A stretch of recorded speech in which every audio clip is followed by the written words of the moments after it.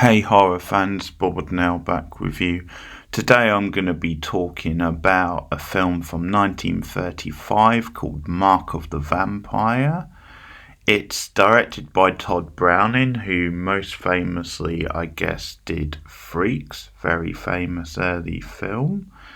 And it stars, amongst others, Lionel Barrymore, Elizabeth Allen and Bela Lugosi as a very Bela Lugosi type character. He is a vampire, of course. The setup is that it's in this small town where the local suspects there are vampires or a vampire who's going on this killing spree.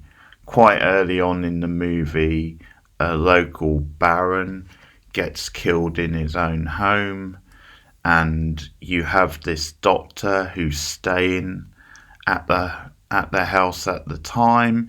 He's from Prague, or at least he's based in Prague normally, and he specializes in studies on vampires. Because of the mark on the neck of the Baron, he's telling the police, "Hey, we've got a vampire on the loose," and it's a vampire who's responsible. The police, of course, don't believe in vampire and is doubting him, like being dismissive. And that's part of the thing about the film, is whether the locals trust him or believe him. He keeps pushing these theories. And it's revealed quite soon that Bela Lugosi, as I said, plays a vampire. And the first scene we see him in is with the daughter of the Baron, who has gone missing, and we see that she's been taken over, like turned into a vampire by Bela Lugosi's character, and he lets her off into the night in a very gothic style scene. So that's the whole setup really for the movie, and along the way you get other ideas from the Doctor and some of the others around town, where they start saying, because of multiple people being attacked, then we introduce the idea that a vampire has probably turned other people, and that it's someone else who has been turned into a vampire who's actually doing the killings. And I think, to be fair, like, this is a very early vampire movie. So some of these ideas probably for the time were quite fresh, even though they feel like quite well-known ideas now. And we get certain things which are familiar to anyone who's seen any amount of vampire movies. So at one point they suggest putting up some garlic to protect the house. So those kind of things. And I don't think it's going to be a very long review, this one, because I really don't have much to say about the movie. It's only an hour long, so it's a very easy watch from that point of view. It's free on Daily Motion if you want to check it out. But it's just really boring, very dull, not much happens of note. Again, I think you have to put some of it in context, and some of these things would have been quite fresh at the time, so I can't necessarily like blame it for being cliched or anything. It's just that it's not a very fun or interesting movie to watch because the characters are very flat.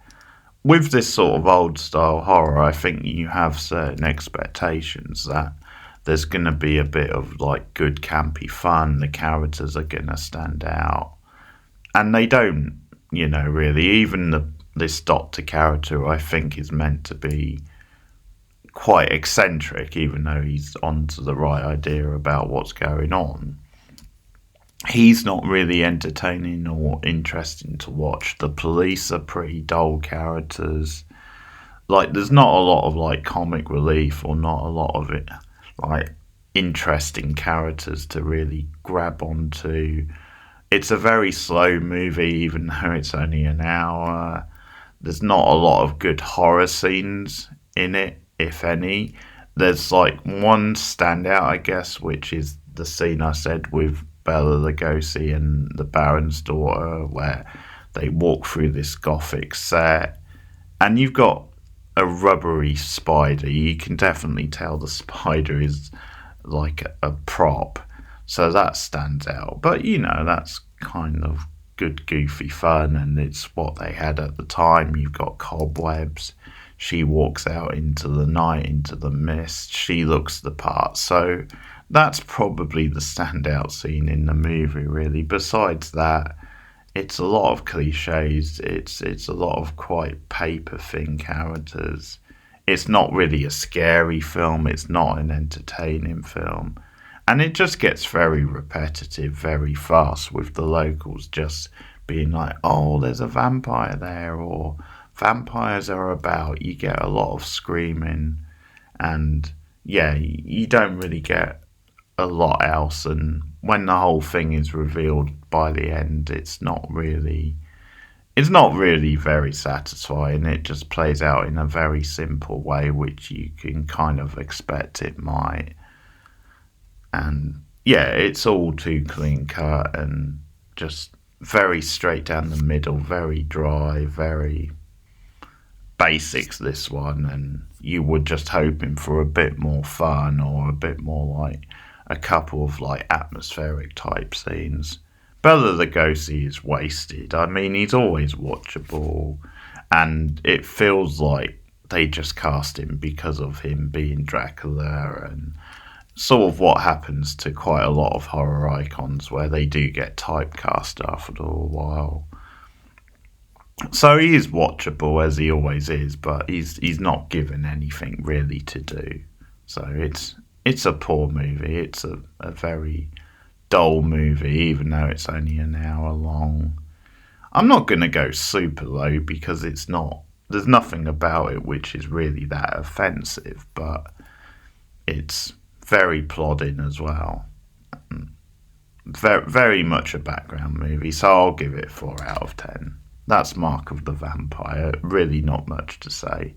But let me know what you think of it anyway, if you've seen it, in the comments below. Like and subscribe. Share me out on social media. Support me on patreon.com/borednow. And you can also become a channel member at 3 different tiers. But thanks everyone. I'll see you again soon. Goodbye.